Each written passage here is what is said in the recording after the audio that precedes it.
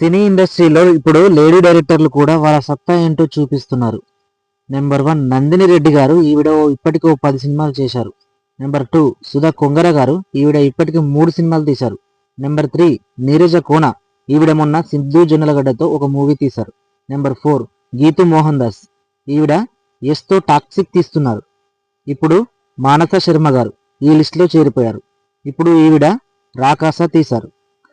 రాకాస movie చూశాను భయ్య, నాకైతే నచ్చింది. మూవీ బాగుంది. కథ విషయానికి వస్తే, ఇలాంటి కథలు చిన్నప్పటి నుంచి వింటున్నాం. మన పూర్వీకులు చెప్పినట్టు గుర్తు. ఒక రాక్షసుడు ఉంటాడు, వారికి బలి అనేది పంపాలి, లేకపోతే ఊరిని వల్లకాడు చేస్తాడు. అవును నిజమే అన్నట్టుగా చూపించారు. Rakasa movie the starring by Sangeeth Shobhan, Nayan Sarika, getup Srinu, Ashish Vidyarthi, Brahmaji. Movie was comedy fantasy thriller, directed by Manasa Sharma. Rakavaram అనే గ్రామంలో 3 హెచ్చరికలు ప్రారంభమవుతున్నాయి. ఈ హెచ్చరికల తర్వాత బలి జరగాల్సిందే. ఈ బలి లేకపోతే ఊరు వల్లకాడవుతుంది.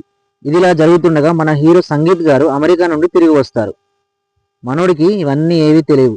ఊళ్ళోకి వచ్చిన తర్వాత ఇది 1000 సంవత్సరాల క్రితం నుంచి మన పూర్వీకులు చేశారు, మనం కూడా ఖచ్చితంగా బలిని పంపేయాలి అని ఊరి పెద్ద మనుషులు నిర్ణయిస్తారు.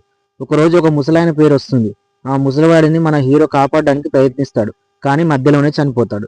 అందుకు ప్రతిఫలంగా ఇంకో పేరును ముందుగానే నిర్ణయిస్తారు పెద్ద మనుషులు. అందులో గెటప్ శ్రీని పేరు వస్తుంది.